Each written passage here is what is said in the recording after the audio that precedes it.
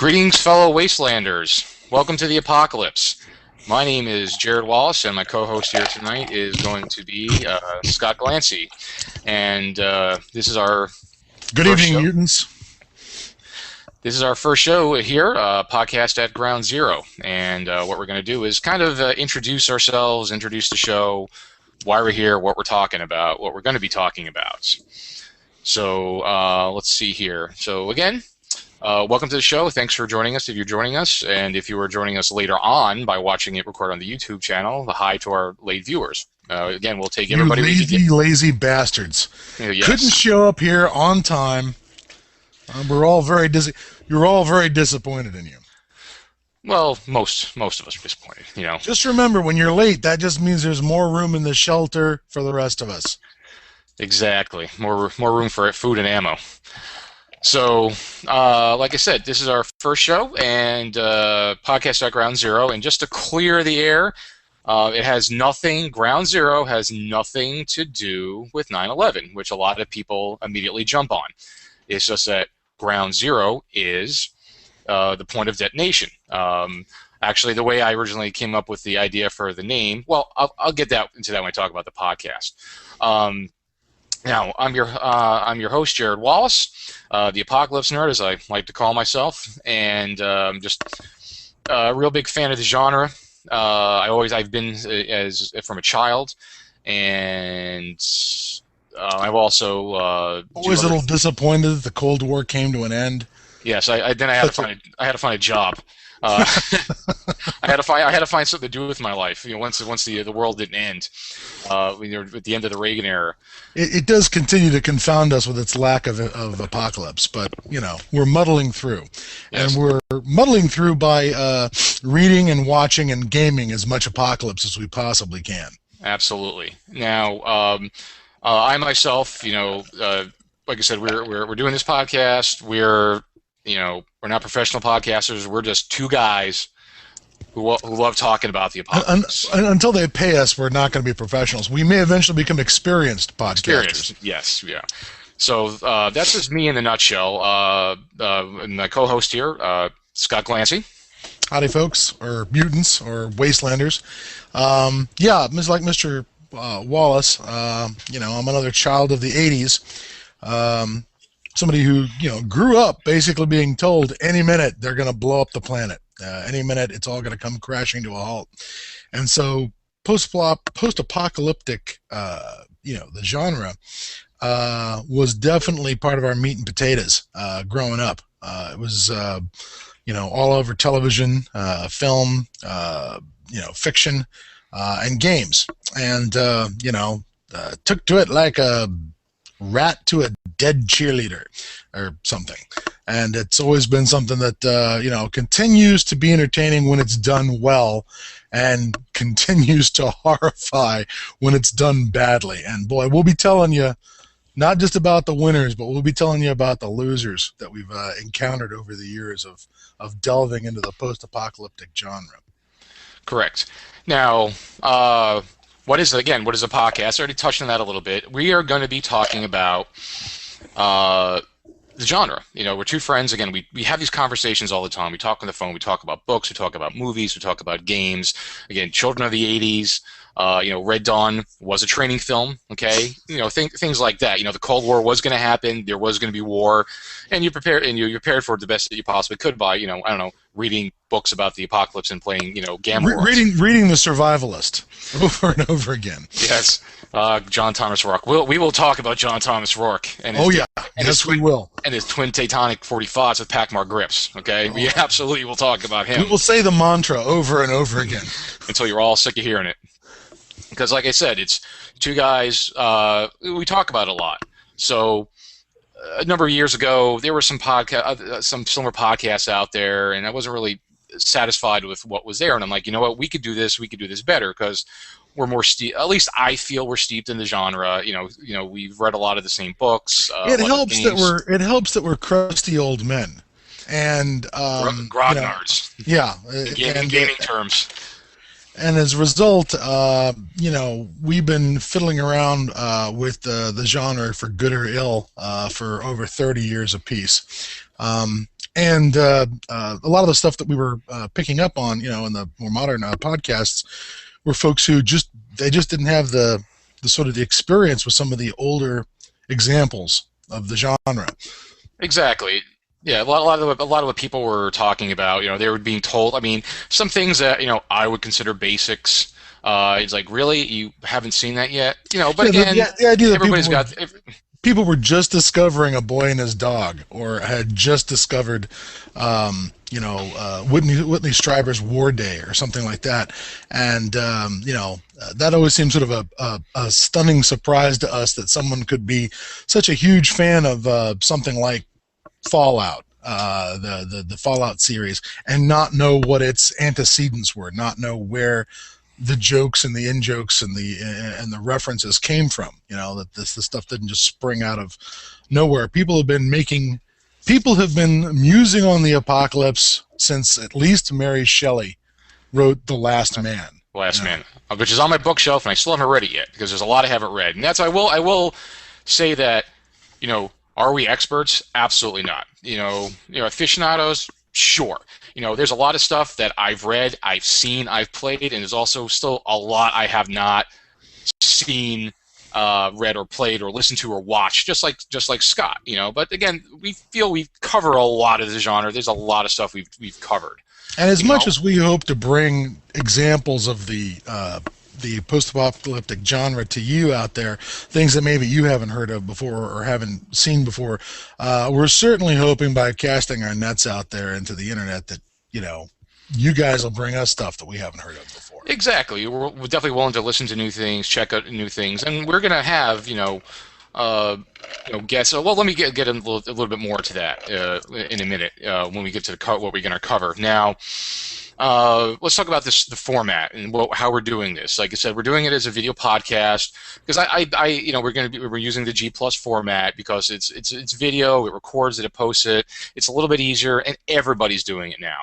I was struggling a lot with the mechanics of the recording and the two places because I'm on the West Coast, I'm on the East Coast, Scott's on the West Coast, so we're not we can't just sit around a table with a computer and a microphone and record this. So we had to find a way to connect through the interwebs. So I went with this format because it seems to work, and it's everybody gets to see our pretty faces, every other week, So I do draw some, distinction there. I'm fairly certain we have the faces made for radio, but we're hoping that you people can struggle past our horrible radiation rooted deformities. If it gets too bad, we'll start wearing hockey masks or something from Road Warrior. Maybe that'll help make the podcast palatable. Yeah, well, if we have to start dressing in costumes when we're doing this, it's starting to go down a bad spiral. I don't think we want to go into. No, we don't want this to start, because again, LARPing leads to furries. Furries, exactly. Thank you. Cosplay is the first step towards LARPing. So yes, so beware, internet. No cosplay. So we're using the Google Plus format. We're going to run the show it's going to be about a half-hour show, half-hour to 45 minutes at an outside, but we're going to kind of set the 30-minute benchmark. But again, if we have a particular good show going or something, drags out, but we want to keep it within those parameters, 30 to 45 minutes. Particularly guests, because we've got a line on dragging in a few folks who've helped contribute to the genre through things that they've written and published. Correct. But, we'll get to that in the future. Yes. Now, and then the frequency we're going to do it. We're setting the bar, at every other week because we want to see how it goes. See how, because again, we all have lives, and it's kind of hard to, dedicate the time with, full-time job, side business, businesses, relationships. So it makes it a little difficult. But so we're speak for yourself. My personal life is an empty wasteland. Again, so that's why you're perfect for it. Exactly. So, we're gonna do it we're gonna strive for every other week. Maybe we might have specials or things like that. Now, like we said, what are we going to cover? And like Scott had mentioned before, we're going to have co-hosts and guests on. Probably every time we're going to try to get. I have a line on some people who work in the gaming industry who've written, post-apocalyptic gaming products, some novelists. So, and we're going to try to get some. I have a line. I'm going to try to get some people for guests that have been involved in the genre in some way, shape, or form. You may, however, be stuck with just the two of us for most of this. For most of this, but we're going to try to get some other people on just to try to mix it up, get some good conversations going. Now what we're going to cover about the genre, you name it, books, whether just like novels, graphic novels, comic books, video games, role-playing games, digital and analog. We're going to cover movies, TV shows, and we're going to cover. I've even looked at some stuff music related. I'll talk about related to the genre, because speaking of music, that's what to come circle back to talking about why podcast at Ground Zero. Again, nothing to do with Ground Zero, but at the time, for some reason, the 80s band Fishbone, well, they're still around, but Fishbone had a song, Party at Ground Zero. So when I was thinking of the podcast name, that song popped into my head for some reason, and I was like, oh, Podcast at Ground Zero. It writes itself. So yeah. I've stuck with that name. So sadly, we haven't acquired the rights to Fishbone's tune, so we'll just be mentioning it in passing as opposed to playing it as a bumper. And moving on. Moving on before they give us a cease and desist order. Exactly.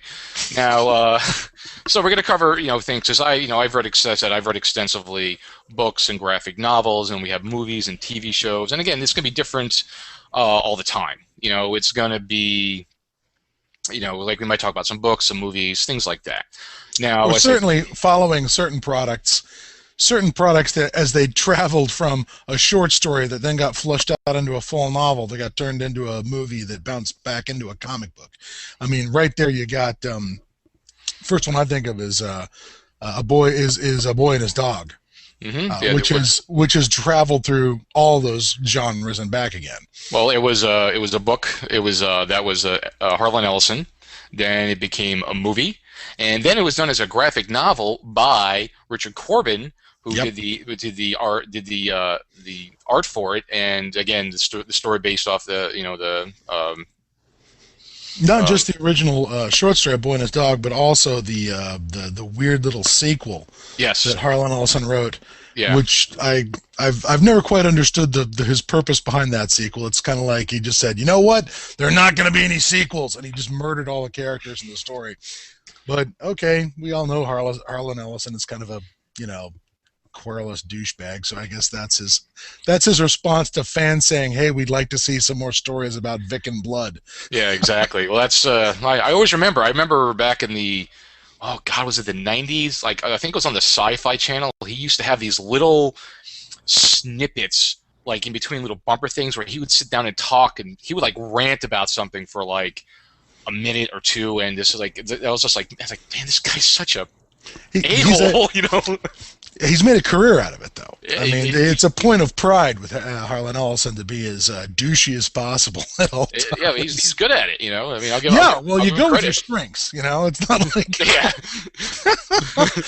you have to play to your strengths, and Mr. Ellison has found his strengths. There's no doubt about that. Exactly. Anyway, but we're going to follow some products if they've traveled back and forth between, the full arc, media. Yeah, the media, and like I said, we have so much... I mean, because a lot of this comes from my childhood, the graphic. Because there's more graphic novels out there than you would think. And now, when it comes to the apocalypse, now there's many different, not so types of apocalypse, but there's different things. Like, we definitely do some distinction, because there's like, okay, post-apocalyptic. Okay, well, is something post-apocalyptic? Is it set after the event, whatever the event may be? It could be nuclear war, could be conventional war, could be famine, could be supernatural. You name it. Whatever the event happens. We'll accept a meteor strike. Natural events are good too. Exactly. I definitely leaned myself more towards the Reagan era. Slugging out with the Russians. Myself personally, that's my favorite. I miss the Soviet Union so much. Oh, come on! Who doesn't miss a tall, strong, good-looking man with a fur hat, a nice uniform named Ivan. Who doesn't miss an enemy like that? Well, I don't know, but I'm beginning to wonder. Tall and good-looking? Is that how you Well, imagine our I enemy? don't know. Well, Oh dear. it's got to look better than the enemies we got now, who we call our enemies. Come on. Yeah, you're right. Our All enemies right? today don't have nearly the dress sense that our enemies No, in no, the no, no. past had. You know. No, come on. They were very sharp-dressed men. You got to give them that, okay? Uh, Granted, Soviet Union knew how to throw a parade. Yes, absolutely. And May Day was always a good dose of Cold War paranoia paraded right past Lenin's tomb every year. Every year. So whatever the event may be, and then again, things could fall into different types of areas of the apocalypse. Now, is it some things may be pre-apocalyptic? It might happen before the event. There might be things that happen during the event. There could be ones that are like right after the event or far into the future. So a lot of the things we cover, like I said, a lot of the books I've read, there's some things that are 100 years, 1,000 years after. There's things that are like right when it happened. So you have like the pre and the post. So there's going to be, not everything's going to be, yes, the post-apocalyptic can only be 1,000 years after. No, it's the difference between, say, Larry Niven and Jerry Purnell's Lucifer's Hammer, which straddles both sides of the event and only goes maybe less than a year into the future of this post-apocalyptic world. Then you got Bryn's The Postman, that is 15, 20 years after everything's fallen apart. And you have another good one around the Larry Niven era is The Long Voyage Back by Luke Reinhardt, which takes place before, during, and after. Yeah, but in a matter of weeks almost. And the last example I was going to give was the Eternity Road, whose author I am Jack McDivitt. Yeah, Eternity Road, which is centuries after the event. I think it's like 200 years, if I remember correctly, after. Centuries after. Fantastic book, by the way, guys. That's Jack McDivitt, Eternity Road, one of my favorites. Yeah, it really is one of the best. It really is one of the best post-apocalyptic novels I've read in a long time. But not all post-apocalypse have to look like A Boy and His Dog or Road Warrior. I mean, technically, no. All apocalypses have to look like the Road Warrior, or it's not an apocalypse. It's all mohawks and chaps and crossbows. All right. Well, I was going to throw out the possibility that even if you don't have the Smegma Crazies, the Smegma Crazies and the Gay Boy Berserkers. Those are the two apocalypse. I was thinking of like Nolan's Logan's Run books and the movie that was made after that. Certainly, something like that has an aspect that is a dystopia. A future dystopia, but it's dystopian, but there's an apocalypse as well. Because it's a dystopia after the fall of civilization, and not to cause Jared too much pain, but even things like the Hunger Games is technically a post-apocalyptic setting in a dystopia that is a post-apocalyptic. Now, I'll give you that. I'll give you that. And that's it. That's it. That's all you're giving me. All right. I'm saying that we will consider it. I'm not saying we're going to approve it, but we have to consider it as part of the genre. Yes. So let's see here. Okay, we're still good on time. So those are things we're going to cover, and the things it could be the apocalypse. Also, to let you know, at least the way we see things isn't necessarily global scale or universe scale. It could be anything. Like I even started calling things like, for example, the Crazies. After I saw the remake that came out a few years ago, to me that's an apocalypse as well, but it's more of a micro apocalypse because for the people in that area, in that scenario, that's the end of the world. Okay, they don't necessarily know what else is going on. So again, an apocalypse could still be on a small scale. Now, I've had this discussion with some people. For instance, 28 Days Later. In the first movie, it's pretty apocalyptic for England, but there's that moment where you realize, even in the first film, where you see planes flying overhead, you realize that it's not all gone. Exactly. But it really doesn't matter to the guys stuck in England. They're still having their full-on 8-cylinder fuel-injected apocalypse. Exactly. So, I mean, it does cover a lot of things, and I'm sure, and of course, we will talk about the beat to death already, and I'm tired of looking at it. Zombie apocalypses. I'm sure Yep. we'll talk about that as well. Because Well, we have to. we have to. So, so that'll be covered as well. Because I have lots of opinions on that. Like I have opinions on a lot of things. Oh no, Jared's a go along to get along kind of guy. Exactly. I'll give you my two Domars on that. And that's another that's another thing. I'm sure. Oh, you said the D word, man. Well, remember, Domars are stupid, but they're the best post-apocalyptic currency ever. exactly. Ever. Because Gamma World, one of the it's an if you don't already know, is an RPG role-playing game based by TSR, came out in the late '70s. Again, we will be talking about Gamma World because Oh yeah. Gamma World is my #1 love of post-apocalyptic gaming. Well, it's your first love. I mean, it was really your first love. It was. It still is. Now that's part of the reason how. Now I'm going to keep this brief, and Scott keep this brief too. Like, how did we get into it? Now, I guess it started. I mean, I'm sure I saw the Planet of the Apes in the '70s, but my first conscious awareness of being into the apocalypse is probably Thunder the Barbarian cartoon back in like 1980. Wow, Thundar. Yeah, Thundar came around, and then Gamma World came around. Then I started, wow, this apocalyptic thing is really cool. Then Red Dawn, I started looking into books and games, and I saw other role-playing games and other books, and I started, then I just really delved deep into it. And again, being from the Cold War, nuclear war was a threat, so that's what really, in a nutshell, and Scott, if you just give us a brief overview of how you got into it as well. Yeah, I will admit that my first brush with the apocalyptic genre was Chuck Heston throwing a fit in front of the ruins of the Statue of Liberty at the end of Planet of the Apes, where as a kid seeing it for the first time at age 8 or whenever it was on commercial television, I didn't get that it was an apocalyptic story until the last 2 minutes where the big reveal happens with the Statue of Liberty. But at that point, I sort of the whole thing changed for me. The whole movie and story changed for me. And once I realized that this was here, this was just here after we've wrecked the place, and certainly, it didn't take long to start realizing that if you're watching a movie with Charlton Heston in it and it's set in the future, things are going to be pretty screwed. I mean, Chuck Heston was one of the first guys out of the gate in the '70s, in the '60s, with all of the great, sort of classics like, Soylent Green, which I guess is an apocalypse ongoing, and the other one being the Omega Man, which is one of the great classic apocalypses. Well, Chuck Heston is a man's man, so. Yeah, I don't know about that. There's a scene in Omega Man where he's eating dinner and talking to that statue of Julius Caesar, where Chuck Heston is wearing this ridiculous velvet coat with it was the '70s with the ruffled cuffs and the ruffled front. It's the '70s. It's forgivable. Oh really?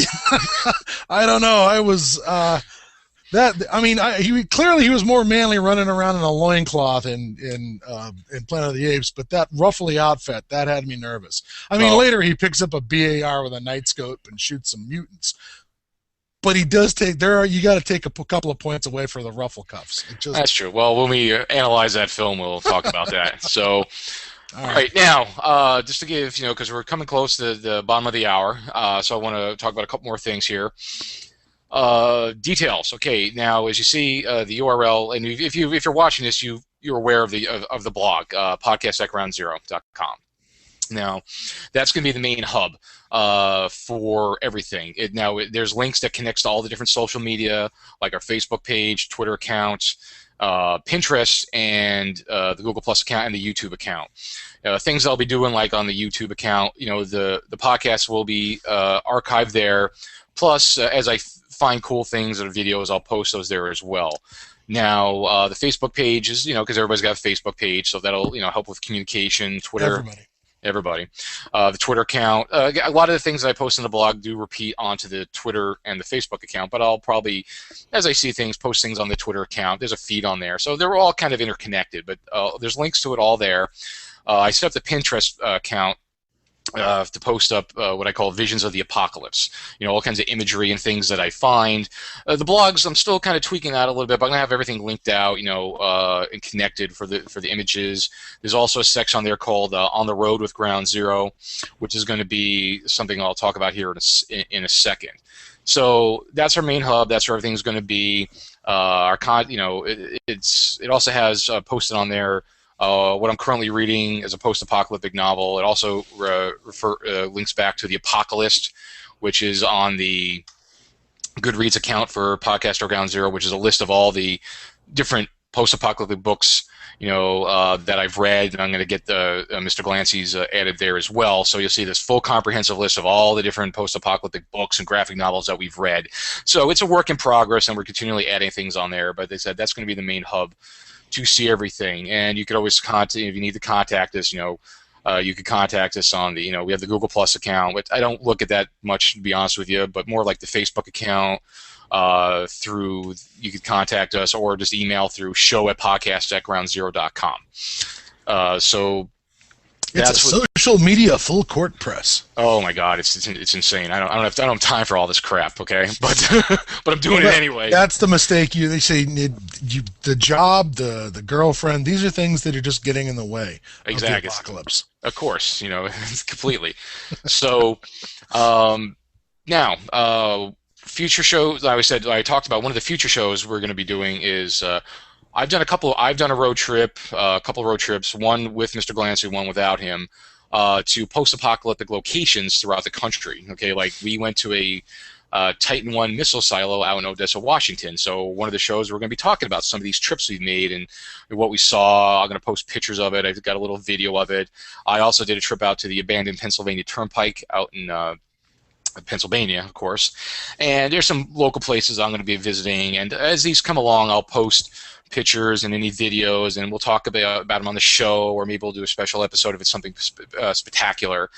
So that's where the section on the blog is for On the Road with Ground Zero. Well, the silo is pretty darn spectacular, but we're going to get you out to the Kennedy bunker in Palm Beach. Yes, it's only up the road for me, because I'm in South Florida myself. So, yeah, the Kennedys had a bunker up in what's called Peanut Island. Yeah, it's nothing spectacular. It's not what do you call it, Mount Weather. It was just supposed to keep the radiation off them long enough that they could be evacuated to Mount Weather. But it's still presidential nuclear bunker right down the street. It's part of its Cold War history. So these are the things that we're going to do. So that's going to be part of our future shows. We're going to talk about the road trips. We're going to have guests on. There is one particular show we're going to do called we're about currency and the currency as in monetary in the apocalypse, because we could talk a whole half hour about that, no problem. I realize that actually sounds stunningly boring. We promised not to get into like how many sheep you have to trade for a bullet. We're not going to do exchange rates. This is not Catan, so it's not. Why isn't there a post-apocalypse version of Catan or Monopoly? Now there you go. We just made $1 million for somebody else. Oh, you're right. Maybe we should have kept that to ourselves. Exactly. So a whole show about that. There's a particular book series that I'm gonna have called The Deathlands that me and Scott could go on about for a lot, and we're gonna have a special guest on who's actually had one of the first fan sites for that. We're gonna get him on. So we got a lot of different things lined up. Now on our next show, we're going to be talking about books. We're going to talk about some of our favorite books and some of our not so favorite books. We're going to talk about that. And I said, as we know the shows, we'll let you know what's going on. So next week, not next week, it'll be 2 weeks from now. So every other week, we're going to talk about some of our favorite books. All right, so we're coming close to the bottom of the hour here. So I'm going to start off with Mr. Glancy. Any final words? No, not really. I think you've summed up very nice what we're going to be trying to achieve with this. But so I would like to encourage anyone who has been foolish enough to tune in for this first podcast, introductory podcast, that if you have anything that you want to have poked with a stick or perhaps shot with a crossbow, or dragged behind the landmaster, please suggest it, dial it into us, particularly if it's one of your dusty old favorites. That's really kind of the stuff we're looking for. Yeah, exactly. Just go to, like I said, go to the Facebook page. Yeah, probably go to the Facebook. I mean, you can email me directly, but maybe go to the Facebook page, post it on there, and that way fellow people who like the Facebook page could see it and kind of share, instead of just coming to me directly. At least it gets it gets shown to the public, so other people could see it, other people get ideas. So if you want to post it there, give suggestions. Now, I will say, are we necessarily going to listen to what you say? Absolutely not. But wow, way to undercut everything I just said. Tell us your suggestions so that we can ignore them. No, but we are totally open to suggestions. We're totally love to hear things that we haven't seen or heard before, but definitely do that, because we're kind of a little gun shy here, because as Scott said, he's the president of Pagan Publishing, which is a role-playing company. Very small. That puts out Delta Green for the Call of Cthulhu game, and I also am the owner and operator of Dayon Industries, which is a Lovecraft-based company. I make a lot of tchotchkes, doodads, baubles, and we do Gen Con together every year and share a booth, and we've definitely got our Lovecraftian chops covered as far as... absolutely. We got our Lovecraftian chops covered, and we've dealt with, con people, gaming people, so we're used to the whole, hey, you know what, my character this and my character that. So when I say we're not necessarily... For God's sakes, don't tell us what color your mutant is. We don't exactly. Yeah, don't tell us, what color is my mutant. Actually, I think that is actually the title of an article. Yes, it is. In Dragon Magazine for Metamorphosis Alpha. You giant fucking nerd, apocalypse nerd. Yes, that was the title of an article for Metamorphosis Alpha, one of the granddaddies of all.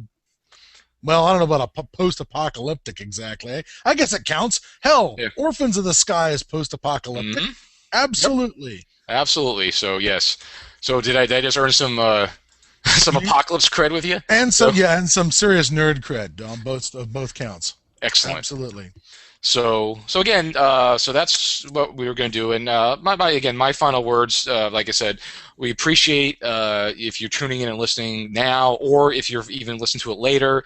We do appreciate your time just to listen to two old guys rant about the apocalypse. Now, but so we appreciate it. And if you liked it, you have other friends who might like it. Again, spread the word. Let people know about it. Let them know about the Facebook page, the blog. Get some likes. Share it. Let people know about it. Spread the word. If you could, just spread the love, or spread the radiation sickness, whatever you want to call it. The gamma rays. Spread the gamma rays around. So, like I said, appreciate that. Appreciate you being here. You are all what we call friends of the apocalypse. Okay, if you're here, you are a friend of the apocalypse. Okay. Wasn't that a cryptic society in Gamma World? No, but yes, Gamma World. I guess. Well, actually, I have deemed that as our cryptic alliance. We have a cryptic alliance. That is now our official cryptic alliance, is the Friends of the Apocalypse. Yes, and I'm going to somehow do something with that somehow. So followers of the show, fans of the show, will all be Friends of the Apocalypse. You'll be part of our cryptic alliance. And if you don't know what a cryptic alliance is... There'll be T-shirts and hats.